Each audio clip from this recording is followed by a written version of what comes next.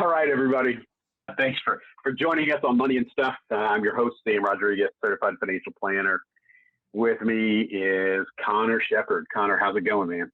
Going good down here, enjoying the low 90s weather we got here in Texas. That is wonderful, Yeah. Especially for mid-July. Low 90s, like 20 degrees below what's expected though, right? Pretty much. Yeah. So it's a good day. Hey, it's a good day, man. Not bad. Can't complain. Yeah, I'm still coming to you guys from Southern California, and I'm kind of dying of heat right now. It has crawled up into the 70s from the 60s. I'm barely making it. Oh, I'm sure. Every day is a struggle. Yeah, I don't know this feels terrible. Yeah, so we'll be back in Texas soon. It's in time for that August heat. So, I'm looking forward to that. Yeah. Well, thanks everybody for being here. I appreciate some of the feedback we've been getting so far on the podcast. Really appreciate you guys, your comments, and we've been getting some questions in too. So that's exciting. I think one of the fears I had when we started this was, man, how much is there really to talk about? So it's good to get some questions in. And so with that, what are we talking about today? What do we got on the docket? Yeah. So I think one thing that we could get into is talking about debt, looking at what are the differences? Are there different types of debt? Is all debt just, under an umbrella of being negative to your financial situation, or can you have good debt, so to speak? Like good debt versus bad debt, you mean? Yeah. Yeah, that's a good one, right? Because I think a lot of people have a tendency to believe all debt is bad debt. Mm-hmm. Would you say that's pretty common? Yeah, I think when you owe somebody money, it can feel burdensome, right? And so getting completely out of debt can feel pretty good, but that doesn't necessarily make it bad, And I know that there are popular financial programs out there. When I say programs, I don't just mean like radio shows or talk shows. I mean actual programs you can enroll into. That some of the first things they say are to get yourself completely out of debt before you do anything else, which, it isn't necessarily bad, but I don't agree that you should get rid of all of your debt before you do other things, because I think there are different types of debt. I think there is bad debt. I think there is good debt. I think that there's some debt that's just debt, Yes, I think there's some good debt. I think there's some bad debt. I guess what we talk about is what identifies something as good debt versus bad debt. Yeah. What are some of the key differences? What could I ask myself if I'm looking at a purchase or a situation where I'm potentially about to go into debt for something? What are some of those qualifying questions I can ask myself to sort of easily identify with what kind of debt I'm in?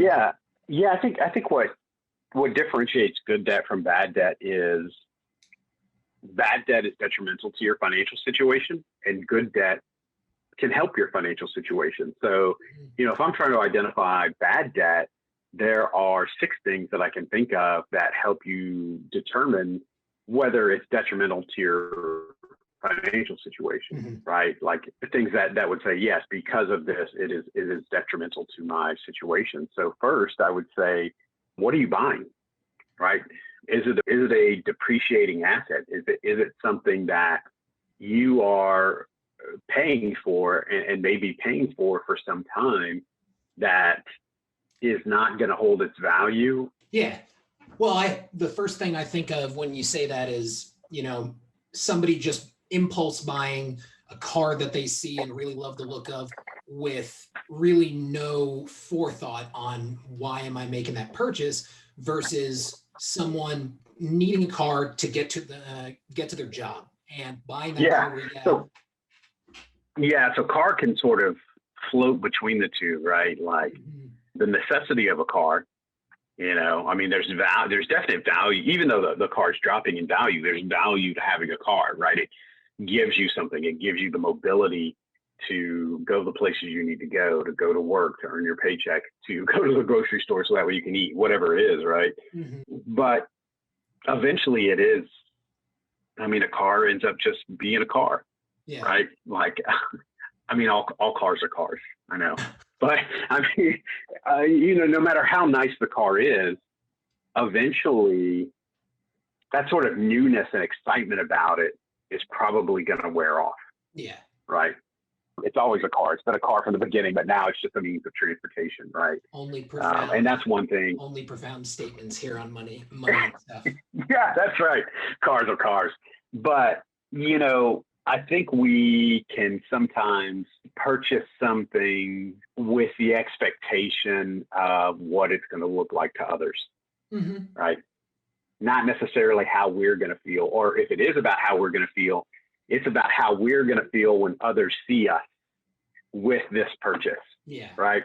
And so, you buy a nice car, you sort of imagining, like turning heads as you're driving down the street, things like that. But I know, like, every vehicle I've ever had, I don't see a lot of people with this, stuff like that. Right. And then as soon as I'm in it, like driving down the road, I see them everywhere. And then you're like, oh, no one cares. These things are everywhere. Who cares? Yeah. So a car can go between the two, but you think about other things. I don't know, almost anything you can spend money on that just sort of feels good in the moment, but beyond that isn't really going to give you a lot of value or add something to make your life easier. Mm-hmm. Whatever, just like the feeling that you have when you first bought it isn't going to continue. Yeah. Right. Yeah. Which I think that's another sign. Like, is it for just like immediate consumption? Like, it feels good in the moment to get this. And if you're satisfying that with money that you don't really have, yeah. Number two, that's probably bad debt. Yeah. Right. Because if it's not going to have prolonged value, it's not something that's going to, that I would consider good debt anyway. I think the third thing I would think about, though, is, why are you going into debt for this, right? If you're doing it because you need it and you don't have the funds right then to buy it, but you do have a plan of how you're going to pay it off, that is one thing. But when there's no repayment plan, when you don't know how you're going to get this thing paid off or how you're going to make these monthly payments, it's probably bad debt. So if you don't have a repayment plan before you get into that debt, it's bad debt, right? And then I would say the fourth thing is if that payment that you're going to have to make extends you beyond your ability to pay, right, your monthly obligations.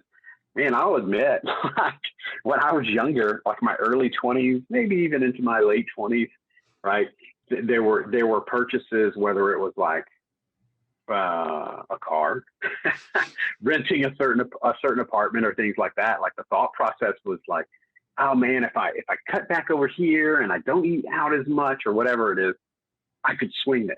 Yeah. But there were so many things that had to line up and go right in order to make that monthly payment that it probably wasn't worth it. Yeah.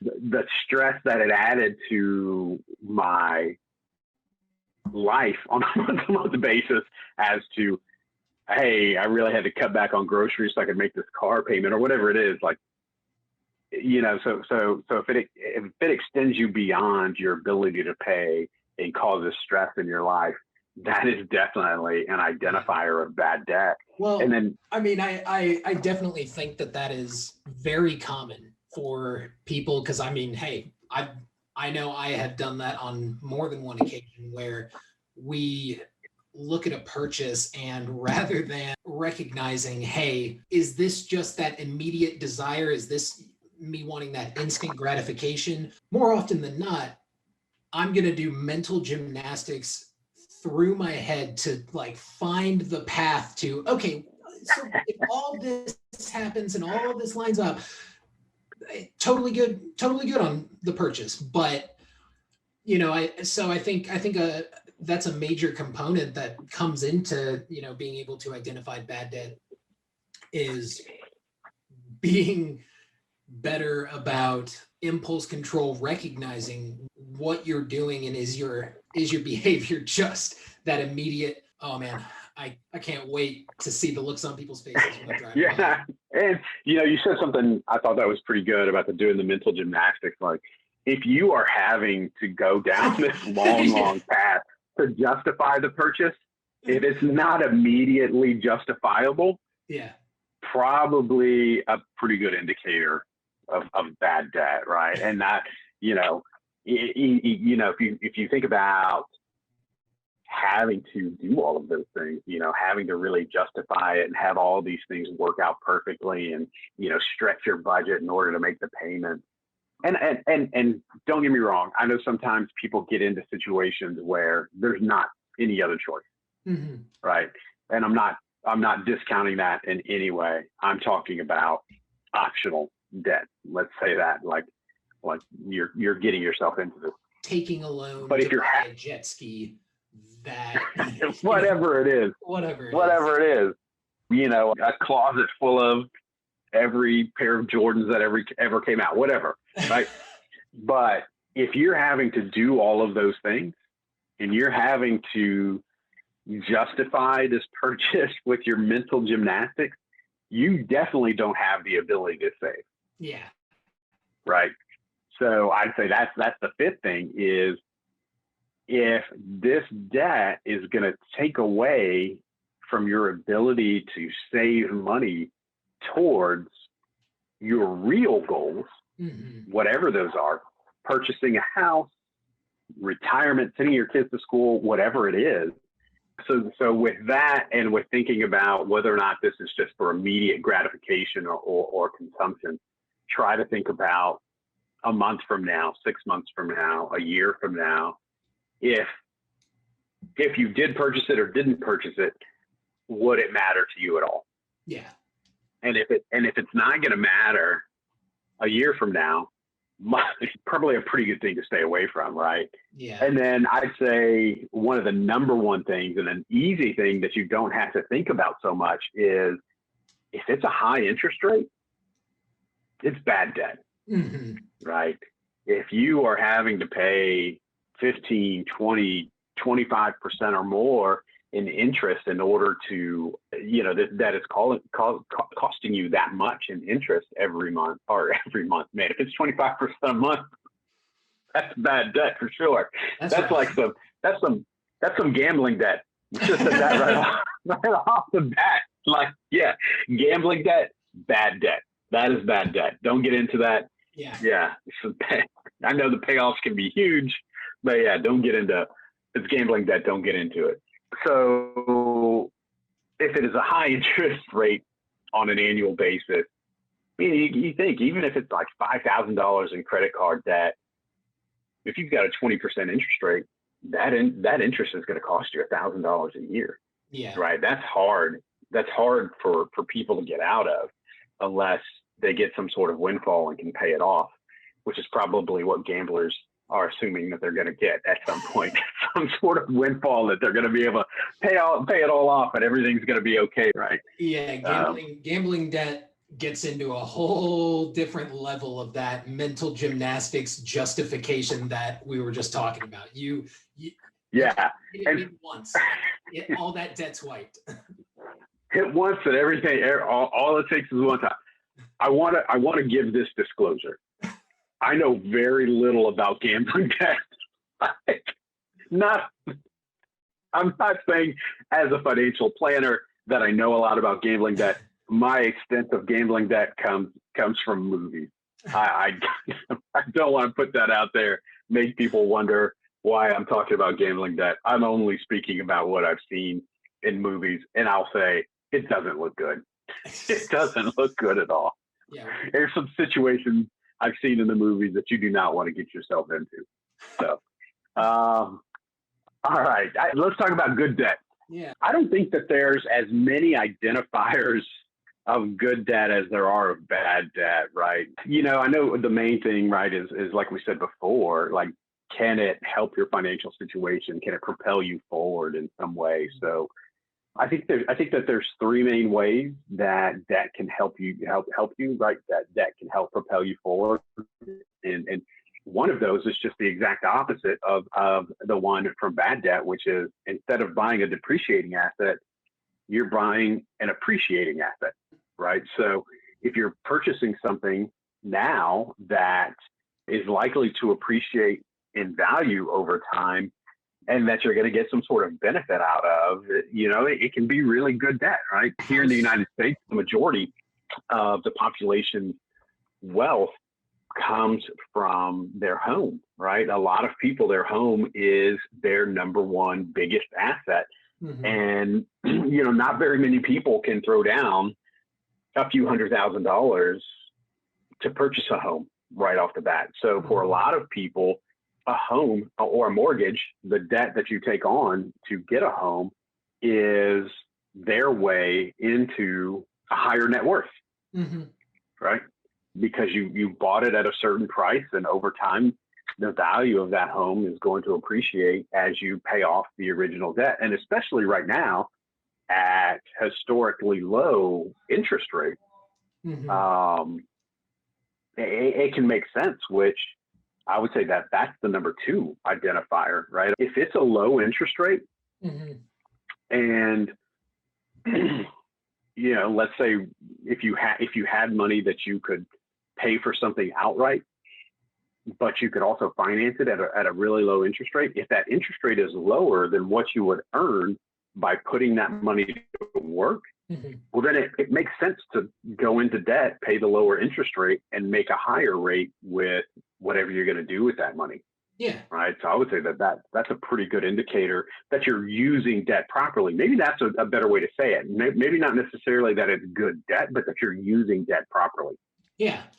I think that, you have a sort of two-sided way of asking yourself, is this debt doing anything to increase my long-term wealth, my current situation financially? Will this cause some level of growth for me? But also, how I really do like that, just knowing how to correctly use debt, because I think, again, it's we're not talking just, in general, the psychology behind impulse buying. Every time money leaves your hands, it's investment. But to go back to what you were mentioning earlier, like a car, right? So yeah, a car, you are buying a depreciating asset, but it's not, the value is not always about what it's worth. It's also about what it can get you. So the car, even though, it's declining in value over time,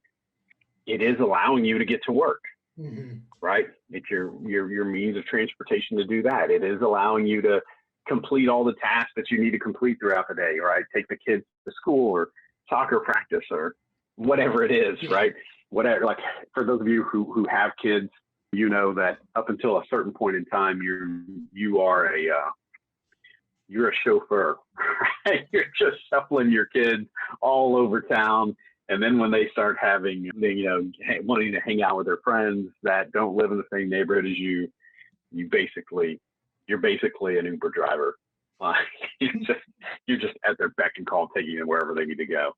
But the car allows you to do those things. And there's some things that don't really have an economic value to them, but maybe they have some sort of emotional value, right? Like, and maybe you're going to take a big vacation with your family, Mm-hmm. right? And you want to make those memories and have something that they look back on fondly with you. I mean, I think that can be a good use of spending money. And sometimes, if you don't have the money to spend right then, maybe it is, as long as you have a repayment plan of how you're going to get paid off over a certain period of time. I mean, I don't want to call it good debt, but it's at least a good use of it. Yeah. All right. Definitely. But I would say, a huge thing. This is big. If you're a business owner, I think debt can be a lifesaver. I think it can be like jet propulsion to your business. Mm-hmm. I don't know that there's any major business out there right now that didn't take on debt to grow. Mm-hmm. Right. So I think that is a very good use of debt. If you're a small business owner, no matter how small, right? Maybe Mm-hmm. there is a piece of machinery that you can purchase that is going to allow you to produce more so that way you can sell more. Maybe it's going to allow you to hire some staff so that way you can sell more, drive in more revenue. Like debt can be a multiplier of your revenue when you own a business. Yeah. Right. For those of you who are business owners, I mean, you know what the numbers are, right? If I had this, I could multiply my revenue by X, you know? So for business owners, I think, man, debt is huge. Debt is like jet fuel sometimes. Yeah. Right. A lot of times people have a vision of what their business could be, but not everybody has the capital available to put it towards that vision.